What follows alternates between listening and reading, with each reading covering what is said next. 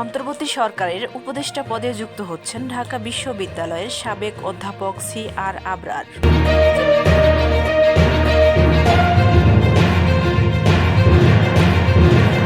পিএসসির মাধ্যমে অতিরিক্ত 2000 চিকিৎসক নিয়োগ দিবে সরকার। নেতা নয়, নীতিকে প্রতিষ্ঠিত করতে চায় জামাত বলে মন্তব্য করেছেন জামাতে আমির ডক্টর শফিকুর রহমান। মামলার আসামির পদোন্নতি নৈতিকতা বিরোধী, ব্যবস্থা নেওয়ার সুপারিশ বলে মন্তব্য করেছেন দুদক মহাপরিচালক। বিএনপি ক্ষমতায় গেলে সবাই মিলে দেশ পরিচালনা করা হবে বলে মন্তব্য করেছেন শহীদ উদ্দিন চৌধুরী অ্যানি।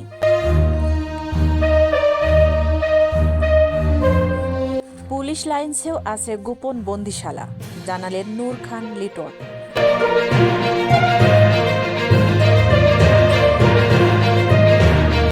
এনসিপির প্রথম লক্ষ্য তৃণমূলে বিস্তৃতি, বললেন নাহিদ ইসলাম।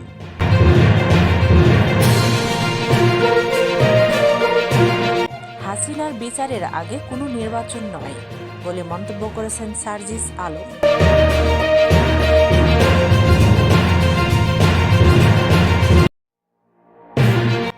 এনআইডি সেবা ইসিতে থাকা উচিত, সরকারকে লিখিতভাবে মতামত জানানো হবে বলে মন্তব্য করেছেন সিইসি।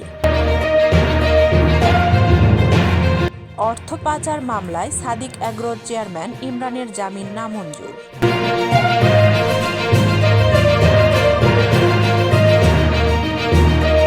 আন্দোলনে হত্যা মামলায় যুবলীগ নেতা সাদ্দাম গ্রেপ্তার।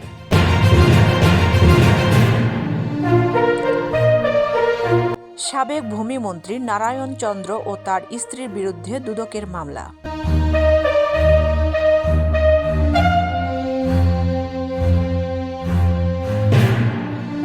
নারী হাজতখানায় শ্রমিক লীগ নেতা তুফান আটক, সাথে থাকা স্ত্রী ও শাশুড়িও।